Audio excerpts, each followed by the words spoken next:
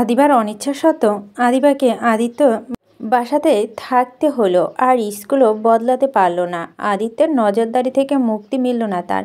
এভাবেই দিন কেটে যাচ্ছিল, কিন্তু হঠাৎ একদিন রাত 10টায় কিন্তু আদিবা বাসায় ফেরার নাম নেই।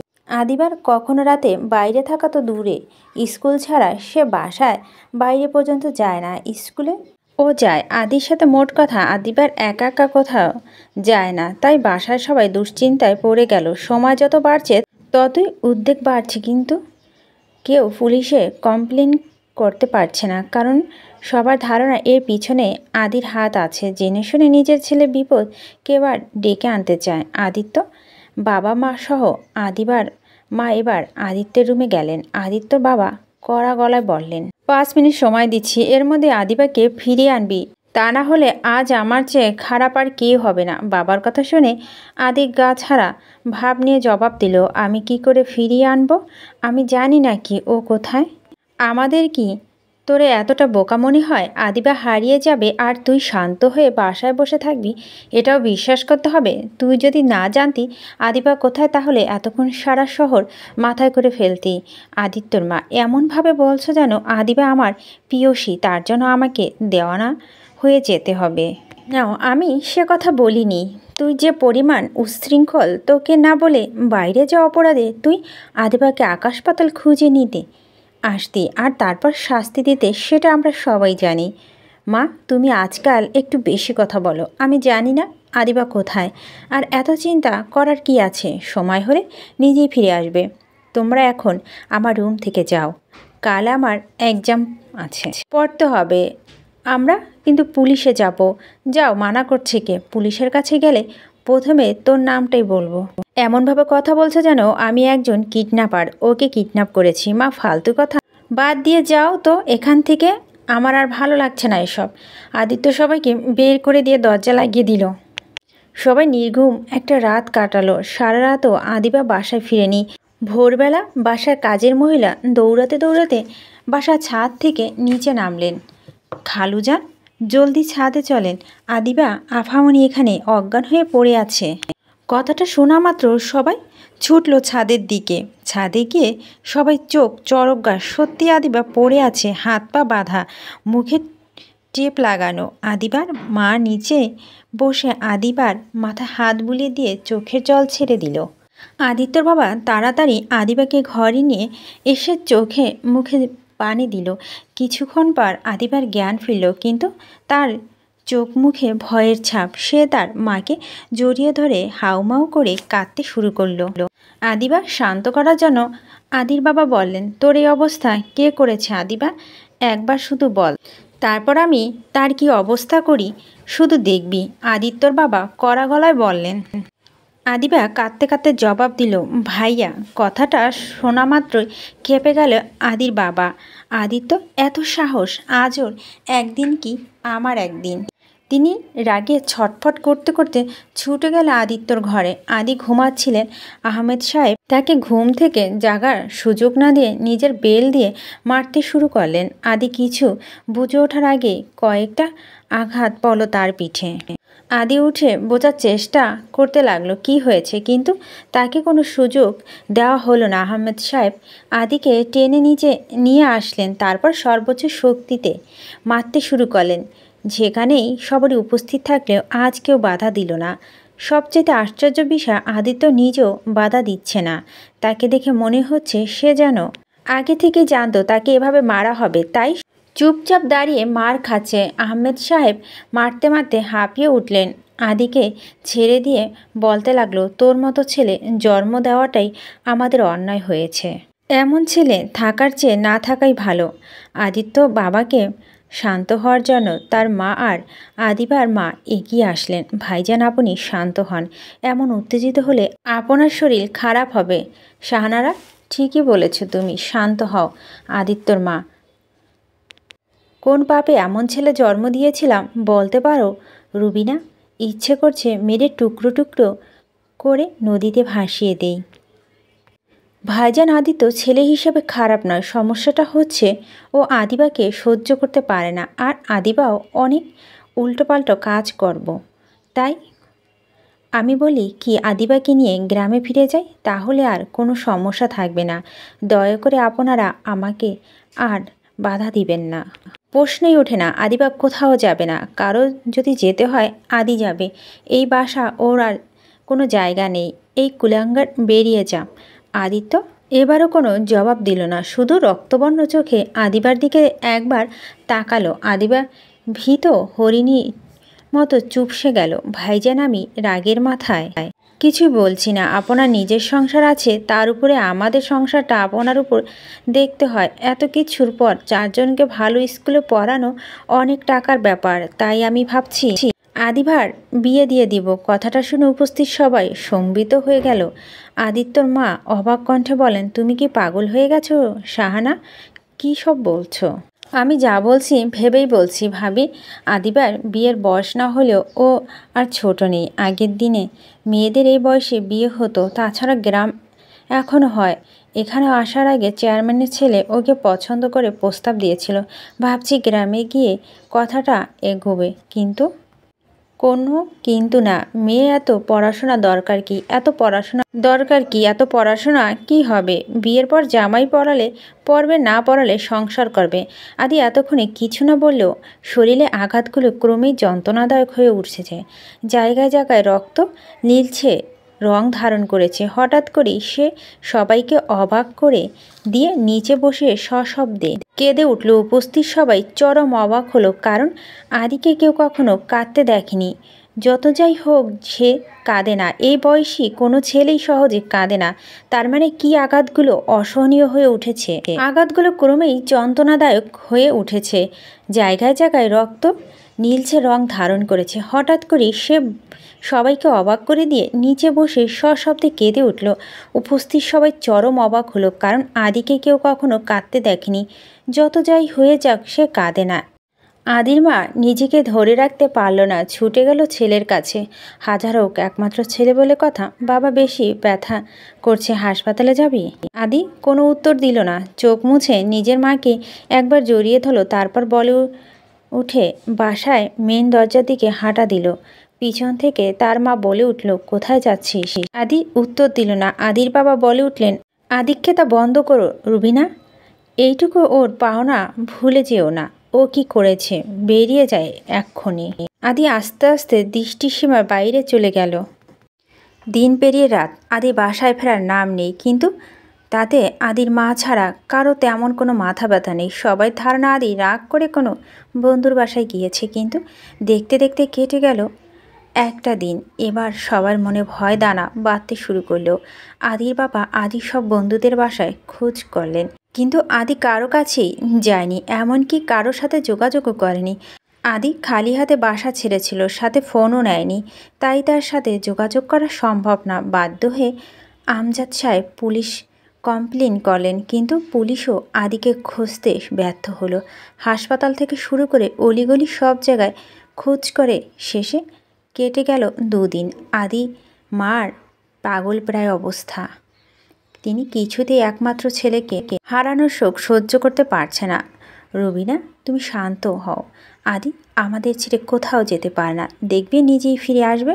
হয়তো আমাদের ওপর রেগে আছে, তাই লুকিয়ে আছে। আদিত্যর বাবা, চুপ করো, তুমি একজন খুনি। তুমি এক মায়ের কোল খালি করে ছেলেকে কেড়ে নিয়েছো। না জানি ছেলেটা রাগের মাথায় কি অঘটন ঘটিয়েছে। বাবুরে, তুই কোথায়? এভাবে মাকে ছেড়ে যাস না, ফিরে আয় প্লিজ। একবার শুধু ফিরে আয়। মা তোর গায়ে হাত তোলা তো দূর, তোর দিকে কাউকে তাকাতে দিবে না। বলতে বলতে আহাজারি করতে লাগলো রুবিনা বেগম, কিন্তু তার আহাজারি আদির কানে পৌঁছালো না। দেখতে দেখতে কেটে গেল দিন থেকে মাস। শুরু হলো আদিত্যর মাধ্যমিক পরীক্ষা, কিন্তু আদি ফিরল না। আদি যতই রেগে থাকুক, পরীক্ষা মিস দেওয়ার ছেলে সে না। অন্তত পরীক্ষার জন্য হলো সে ফিরে আসবে, এই আশায় নিয়ে এতদিন ধৈর্য ধরেছিল সবাই। কিন্তু পরীক্ষা দিনও আদি ফিরল না। আদিত্যর মার মন কুড়াকতে শুরু করলো। তিনি আর সহ্য করতে পারলেন না। প্রতিদিনের মতো ছুটে গেলেন পুলিশ স্টেশনে। ম্যাডাম, আপনাকে প্রতিদিনই বলি আপনাদের এভাবে পুলিশ স্টেশনে আসার দরকার নেই। আমরা আদিকে খুঁজে পেলে আমরা নিজেরাই আপনাদের জানিয়ে দেব অফিসার। কিন্তু এতদিন হয়ে গেল আপনারা খুঁজে পেলেন না কেন? দেখুন ম্যাডাম, বলতে খারাপ লাগছে কিন্তু এটাই সত্যি। এই বয়সী ছেলেরা খুব জেদি হয়ে থাকে, জেদের জন্য ঠিক ভুল বুঝতে না পেরে দুর্ঘটনা ঘটিয়ে ফেলে। বলছি না আপনার ছেলের সাথে এমন কিছু হয়েছে, তবে 70% সম্ভাবনা এটাই, হয়তো এমন কিছু ঘটেছে তাই আমরা তার টেস্ট পাইনি। কি বলতে চাইছেন স্যার? ম্যাডামকে বাসায় নিয়ে যান। না না, আপনি কি বলতে চাইছেন বলুন। ওগো, উনি এসব কি বলছে? আদি আমার আদি আর নেই? না, এ হতে পারে না কিছুতেই। বলতে বলতে সেন্সলেস হয়ে গেল রুবিনা বেগম। হাসপাতালে নেওয়ার পর জানা গেল তিনি হার্ট অ্যাটাক করেছেন। বেশ কিছুদিন চিকিৎসার পর তিনি বাসায় ফিরলেন, সাথে করে আদিবার দুর্ভাগ্য নিয়ে ফিরলেন। বাসায় ফিরে তিনি আদিবার পড়াশোনা বন্ধ করে দিলেন। আদির নিখোঁজ হওয়ার সমস্ত দায় চাপল আদিবার ঘাড়ে। আস্তে আস্তে সবার দুশ্মন হয়ে উঠল সে। আদির বাবা মা কেউ যেন আদিবাইকে দু চোখে সহ্য করতে পারেন না, এমনকি আদিবার মাও না। সবাই সবসময় বলে আদিবা যদি আদির কথা চলতো তাহলে নাকি এমন কিছু ঘটতো না। দেখতে দেখতে কেটেছে 6 বছর। আদি এখন সবার কাছে মৃত। আদিবার জীবনে এসেছে আমূল পরিবর্তন। যেখানে তার ছোট বোন সাদিয়া বলা সাথে সাথে সব পেয়ে যায়, সেখানে আদিবা প্রয়োজনে কিছু চাওয়ার সুসাধ্য। অরিন, সাদিয়া এখন ভালো ভার্সিটিতে পড়ে, আর আবিদা কোনো মতো মাধ্যমিক পাশ করেছিল।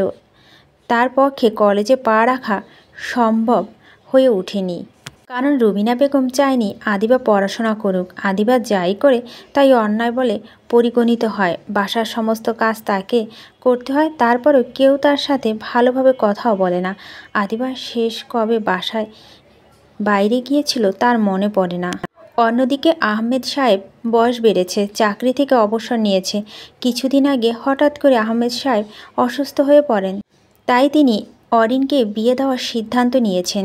আজ অরিনকে দেখতে আসার কথা, সবাই কাজে ব্যস্ত। হঠাৎ বাসায় ল্যান্ডলাইন বেজে উঠল। রুবিনা বেগম রান্নাঘর থেকে ব্যস্ত গলায় বললেন, কানে কি তালা লাগাচ্ছ? আবিদা শুনতে পাচ্ছে না, ফোন বাজছে। নবাবজাদি না বললে কিছু করতে পারে না, যত সব। যা গিয়ে ফোনটা তুলে দেয়, কে আসলো। এখানে অরিন, সাদিয়া আরও অনেকে থাকার সত্ত্বেও হুকুমটা আদিবাকে করা হলো, অথচ আদিবা বসেছিল না, অন্য কাজে ব্যস্ত ছিল। তবু এ বাসার সমস্ত কাজ তাকে করতে হবে, এটা অলিখিত নীতি হয়ে উঠেছে। আদিবার হাতের বাটিটা নামিয়ে রেখে হাত মুছতে মুছতে এগিয়ে গেল ফোন তুলতে। আসসালামু আলাইকুম। কে বলছেন? অপর পাশ থেকে কর্কশ কণ্ঠে ভেসে আসলো। কৈফিয়ত দেওয়ার জন্য ফোন করিনি। মিসেস রুবিনা বেগম আছেন? অপর পাশ থেকে উত্তর শুনে বোঝার উপায় নেই কে ফোন করেছে। তবে আবিদা আবার প্রশ্ন করল, আপনি কে বলছেন?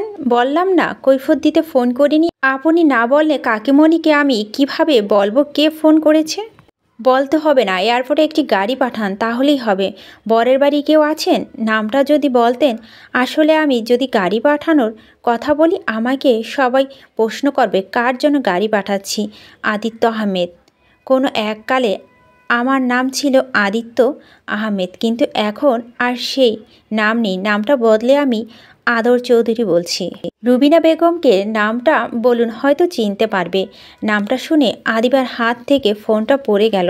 আদিবার সারা শরীর কেঁপে উঠল। সে নিজের কানকে বিশ্বাস করতে পারছে না। যার মৃত্যুর জন্য সে এতদিন ধরে অসহনীয় যন্ত্রণা সহ্য করেছে, সেই আদি বেঁচে আছে।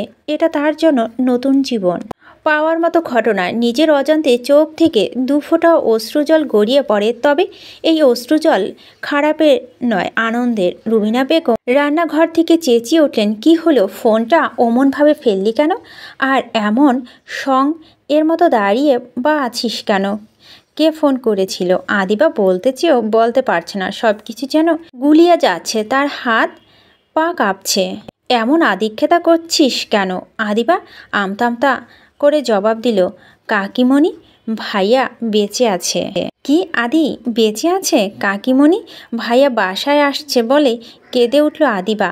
আদিবার কথা শুনে ঘরের উপস্থিত সবাই চমকে উঠল। রুবিনা বেগম দাঁড়িয়ে থেকে ধপাস করে মাটিতে বসে পড়ল। আহমেদ সাহেব ছুটে আসলেন। তুই সত্যি বলছিস আদিবা? সত্যি বলছি ভাইয়া, এয়ারপোর্টে গাড়ি পাঠাতে বলেছে। শুধুমাত্র আহমেদ সাহেব গলা ছাড়লেন। এই কে কোথায় আছিস? এয়ারপোর্টে এক্ষুনি গাড়ি পাঠা। না না, গাড়ি পাঠালে হবে না, আমি নিজেই যাব আমার ছেলেকে আনতে। বলতে বলতে তিনি যে অবস্থায় ছিলেন সেই অবস্থাতে ছুটলেন এয়ারপোর্টে। রুবিনা বেগম নিজের ঘরে গিয়ে নামাজে বসে গেলেন। মুহূর্তে বাসার পরিবেশ বদলে গেল। বাসায় যে বিয়ে ছিল সবাই যেন তা ভুলে গিয়েছে। সবাই এখন একটাই লক্ষ্য, আর সেটা হলো আদি। সারা বাড়িতে আদিকে বরণ করার তোড়জোড় চলছে। রুবিনা বেগম ছেলের জন্য রান্না শুরু করলেন। অরিন, সাদিয়া, আদি রুম গোছগাছ করছে। আজ প্রায় 6 বছর পর বাসায় ফিরলেন আদিত্য। বাসার সবাই তাকে ভীষণ রকমের খুশি। প্রথম দিকে আদিবা খুশি থাকলেও সময় যত বাড়ছে আদিবার ভয়টা তত বাড়ছে। ভয়ে তার প্রায় নিঃশ্বাস প্রায় বন্ধ উপক্রম হয়েছে। হবেই বা না কেন? আজ থেকে 6 বছর আগে যে তার জন্যই বাসা ছাড়ছিল আদিত্য। সবাই জানে আদিকে তার বাবা মেরেছিল, জন্য বাসা ছেড়ে চলে গিয়েছিল। কিন্তু একমাত্র আদিবা জানে আদি কেন সেদিন তাকে এমন শাস্তি দিয়েছিল, আর কেনই বা বাসা ছেড়েছিল। আচ্ছা, এত বছর পর কি ভাইয়া সেই দিনের ঘটনা মনে রেখেছিল? ভাইয়া হয়তো কিছুই মনে নেই। আমি শুধু শুধু ভয় পাচ্ছি। কিন্তু ভাইয়া যে রকমের ছেলে, কোনো কিছু ভোলার পাত্র না। আর যদি ভুলেও যেতে তাহলে এতদিন পর বাসায় আসতো না, আরও আগেই ফিরে আসতো। আচ্ছা, ভাইয়া কি আগের মতোই আছে?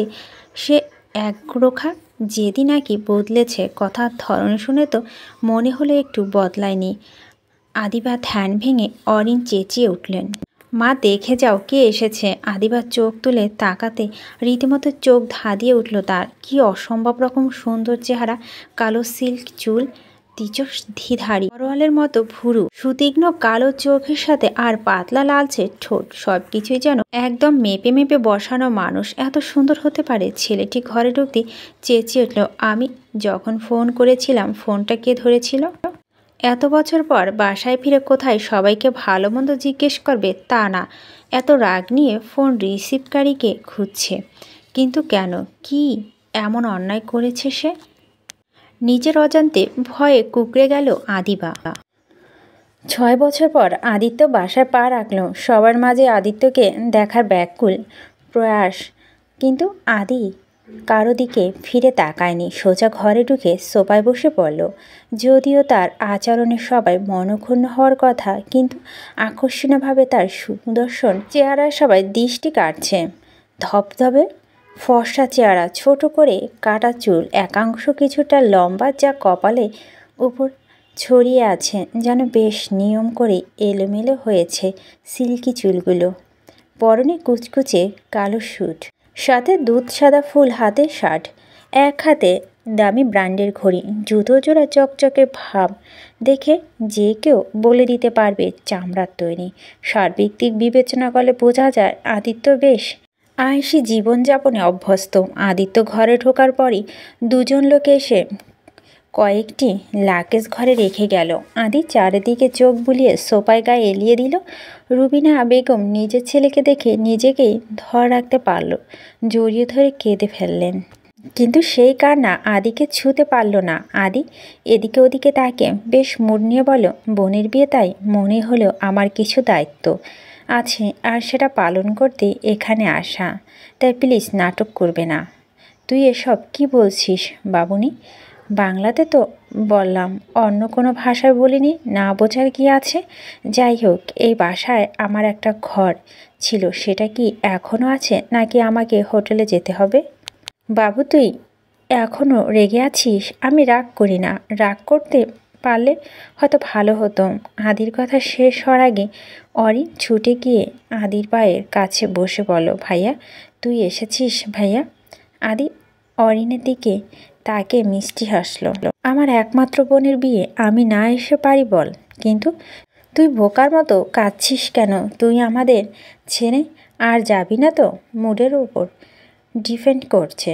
যদি মনে হয় এখানে থাকা উচিত তাহলে থাকবো, না হয় চলে যাব। যাই হোক, সবাই কেমন আছো তোমরা? সবাই ভালো আছে। তুই আগে একটু বিশ্রাম নে, তারপর অনেক কথা বলবো। ঠিক বলছিস। সবার জন্য গিফট আছে, পরে এসে দিচ্ছি কেমন? বলে উঠে দাঁড়ালো আদি। পরনে থাকা কালো স্যুটটা খুলতে খুলতে বলল, আমার জানা মতে আমাদের বাসায় একজন মহারানী আছেন, তা কোথায় তিনি দেখতে পাচ্ছি না কেন? আদির কথা কারোই বুঝতে বাকি রইল না। সে আবিদার কথা জিজ্ঞেস করছেন। সবাই এদিক ওদিক তাকিয়ে আবিদাকে খুঁজতে লাগলো, কিন্তু আবিদা কোথায় নেই। দেখে সবাই অবাক হলো। আদি তো অরিনের দিকে তাকিয়ে চোখের ইশারায় আবারও প্রশ্ন করলো, এখানে তো ছিল ভাইয়া, এখন কোথায় যে গিয়েছে আমি এক্ষুনি দেখছি। উনি কি জানে না আমি আসছি? যাই হোক, তাকে 1 মিনিটের মধ্যে আমার রুমে দেখতে চাই, বুঝেছিস? বলে হনহন করে নিজের ঘরের দিকে চলল আদিত্য। অরিন আদিবাকে খুঁজতে খুঁজতে রান্নাঘরের দিকে গিয়ে দেখল বাইরে কানিসে দাঁড়িয়ে আদিবা কাঁদছে। বুঝো না বোঝার অভিনয় করে অরিন গিয়ে বলল, কিরে এখানে দাঁড়িয়ে কি করছিস আদিবা? ভাইয়া এসেছে জানিস না? আদিবা তাড়াতাড়ি চোখ মুছে জবাব দিল, কিছু করছি না আপু, ভাইয়া তোকে ডাকছে, তাড়াতাড়ি যা। কিন্তু আপু, কোনো কিন্তু না, তাড়াতাড়ি যা, ভাইয়া তো চিনিস, কথা না শুনলে। অরিনের কথা শেষ হতে না হতেই রুবিনা বেগম চেঁচিয়ে উঠল, কই রে মুখপুরি, ছেলেটা কখন থেকে ডাকছে, শুনতে পাচ্ছিস না? এখনই শরবত নিয়ে আয়, যা। আবিদা এবার আর কথা বাড়াতে পারল না, তাড়াতাড়ি শরবত নিয়ে গেল আদিত্যের ঘরে। আদিবা যথেষ্ট সংকোচ বোধ হচ্ছে। এতদিন পর কিভাবে আদির সামনে দাঁড়াবে ভাবতে ভাবতে এগিয়ে গেল আদির ঘরে। নেই, হয়তো ওয়াশরুমে গিয়েছে, তাই আদিবা ফিরে আসবে কি আসবে না তা ভাবছিল। তখনই ওয়াশরুমের দরজা খুলে বেরিয়ে এলো আদিত্য। খালি গাম, পরনে সাদা তাওয়াল, হাতে আরও একটা তাওয়াল দিয়ে সিল্কি চুল মুছতে মুছতে এগিয়ে আসলো আদি। আদিবা একবার তাকিয়ে তাড়াতাড়ি মুখ ঘুরিয়ে নিল। আদিবার হাত কাঁপছে। কোনো মতে শরবতটা রেখে বলো, আপনার শরবতটা। আদিত্য ভারী গলায় প্রশ্ন করল, আমি চলে আসায় খুব অসুবিধা হয়েছে মনে হচ্ছে? মানে? এত বড় ঘোমটা দিয়েছিস কোন দুঃখে? না মানে আমি তো মুখ দেখে ফেললে মুখে ফোসকা পড়বে, আমি কি তা বলেছি? তাহলে আমি বাকি সব কিছু খুলে নেওয়ার আগে ঘোমটাটা খোল। আদির কথা কানে ঢুকলেও মাথায় ঢুকেনি। আদিবা তা পাথরের মতো দাঁড়িয়ে আছে দেখে আদিত্য এগিয়ে এসে একটানে ওড়নাটা ফেলে দিল। দুধে আলতা গায়ের রং, লম্বা চুলে বেনুনি করা, অল্প কিছু এলোমেলো হয়ে ছড়িয়ে আছে এদিক সেদিক। ভীত হরিণীর মতো টানা টানা চোখ দুটো ভয়ে পরিপূর্ণ, পটল ছেঁড়া ঠোঁট দুটো বারবার কেঁপে উঠল। আদিত্য আদিবাকে পা থেকে মাথা পর্যন্ত একবার দেখে নিয়ে বলে উঠল, এত খারাপ দেখতে হবি ভাবিনি। মানে? এজন্যই এতদিনে বিয়ে হয়নি, তাই না? আদিবা উত্তর দিল না, শুধু তাকিয়ে রইল। বলছি ছোটবেলায় তো দেখতে ভালো ছিলে, এখন এমন হয়েছিস কেন? আমি এখন যাই ভাইয়া। আমি তো যাওয়ার অনুমতি দেইনি। বলে আদিত্য এক অসম্ভব কাণ্ড ঘটিয়ে বসল। হুট করে এসে আদিবাকে জড়িয়ে নিয়ে ঠোঁটে ঠোঁট মিশিয়ে দিল। আদিবা ছাড়া পাবার প্রচেষ্টায় চালিয়েছে, ব্যর্থ হলো। বেশ কিছুক্ষণ পর আদিত্য নিজেই আদিবাকে আগলা করে দিয়ে বেশ ধীর সুস্থে বিছানায় বসলো। আদিবা ছাড়া পেয়েও ফুপাতে লাগলো, চোখ দিয়ে এই বুঝি পানি গড়িয়ে পড়বে। এতক্ষণ কোথায় ছিলি? আমি আসবো জানতি না? ধমক দিয়ে আদিবা এবারও চুপ করে চোখ দিয়ে যেন আগুন ঝরছে। আমার সাথে এমন ভাব নেওয়া যাবে না। তোর জীবনে এখন থেকে যেটাই ঘটবে সেটা আমি চাইব, তাই এভাবে তাকাবি না। আপনি এত খারাপ হয়েছেন ভাবতেও পারছি না। খারাপের দেখেছিস কি? এত কেবল শুরু, তোর জন্য আরও অনেক কিছু অপেক্ষা করছে। আমি আসবো জানার পরও তুই নিজে ছিলি না, তাই এটা তোর শাস্তি। আমি এখানেই ছিলাম, তাহলে ডেকে আনতে হলো কেন? নিজেকে কি ভাবিস তুই? তোতলাতে হবে না, এখন থেকে আমার কথায় বাইরে এক পা ফেলবি তো তোর কপালে দুঃখ আছে। যা, লাগেজ থেকে কাপড় চোপড় বের করে দে। আদিবা কথা বাড়ালো না, তাড়াতাড়ি লাগেজ নিয়ে বসলো, কিন্তু ভয়ে ছুটে জামা বের করার বদলে সব কাপড় এলোমেলো করছে। আদিত্য বসে বসে আদিবার কাণ্ড দেখছে আর মুচকে মুচকে হাসছে, যেন এতদিনের সব ইচ্ছে পূরণের সুযোগ পাচ্ছে সে। আদিবা, এই আদিবা, কোথায় তুই? কখন থেকে ডাকছি, কথা কানে যায় না? আদিবা কাপড় বের করে দিয়ে 1 মিনিটও হয়নি নিচে এসেছে। এর মধ্যে আদি গলা ভেসে আসলো। আদির ডাকে ভঙ্গিতে বাসার সবাই মোটামুটি অবাক হয়ে আদিবার একটু বেশি হয়েছে। সে একবার কাকিমণির দিকে তাকিয়ে আর কিছু না ভেবে হাতে থাকা বাটি দিয়ে ছুটল আদির ঘরে। হাঁপাতে হাঁপাতে বলল, ভাইয়া ডাকতেছেন? ডাকছিলাম যে সেটা তোর এতক্ষণে পুরো শহর জেনে গিয়েছে। প্রশ্ন করা কি আছে? নিজেকে কি ভাবিস তুই? একটুও বদলাননি, একদম আগের মতোই আছেন। তাতে কি? তুই তো বদলেছিস। মানে কি? সুন্দর আমার মুখের ওপর কথা বলতে যাচ্ছিস? একটু বুক কাঁপছে না? যাই হোক, আমাকে আপনি করে বলা শুরু করলি কবে থেকে? আদিবা উত্তর দিল না।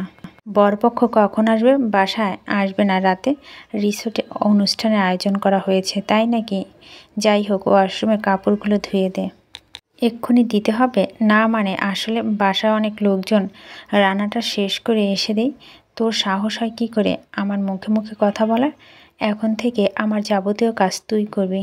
আদিবা কথা না বাড়িয়ে হাতের বাটিটা টেবিলে রেখে ওয়াশরুমের দিকে গেল। ওয়াশরুমে যেতে না যেতে কাঁচ ভাঙার শব্দ কেঁপে উঠল আদিবা।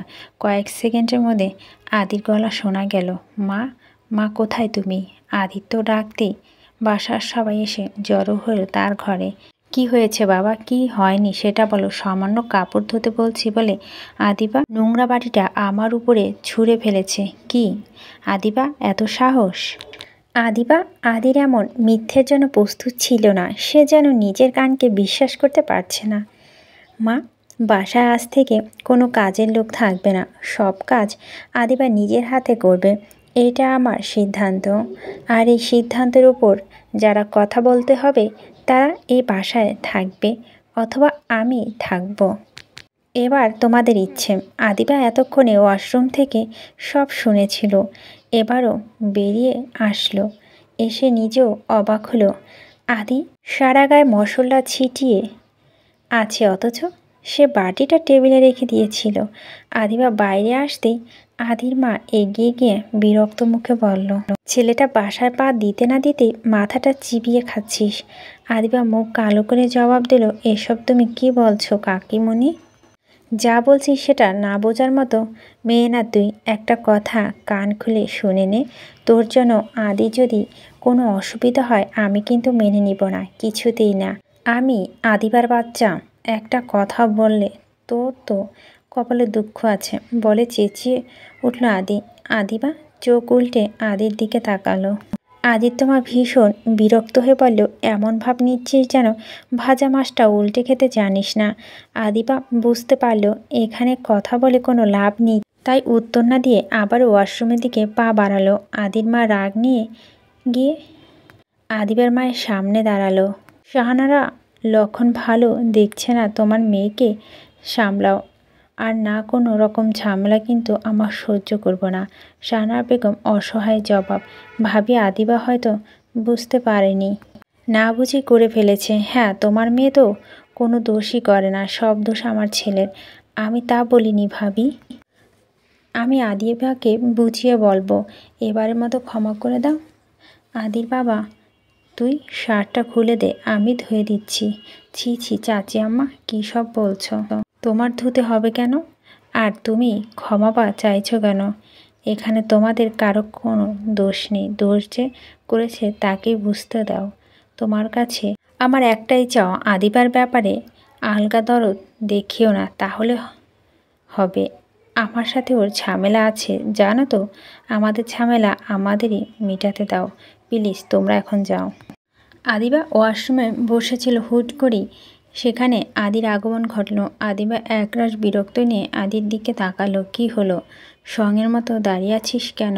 আমার নামে মিথ্যা বললেন কেন? ইচ্ছে হয়েছে তাই। যখন যা ইচ্ছে হবে তাই করবেন। এখন কি আগের মতো ছোট আছেন? তাহলে বলছি বড়দের মতো আচরণ করা উচিত। আদিবা উত্তর দেওয়ার সুযোগ পেল না। তার আগে আদি ওয়াশরুমের দরজা লক করে দিয়ে আদিবাকে আঁকড়ে ধরল। আদিবা অবাক হলো। কি করছেন এসব? বড়দের মতো আচরণ, বলে আদিবার ঘাড়ে মুখ ঢুকালো। আদিবা এই অপমানটা নিতে পারল না। কোনো মতেই নিজেকে ছাড়িয়ে নিয়ে ঠাস করে আদির গালে থাপ্পড় বসিয়ে দিল।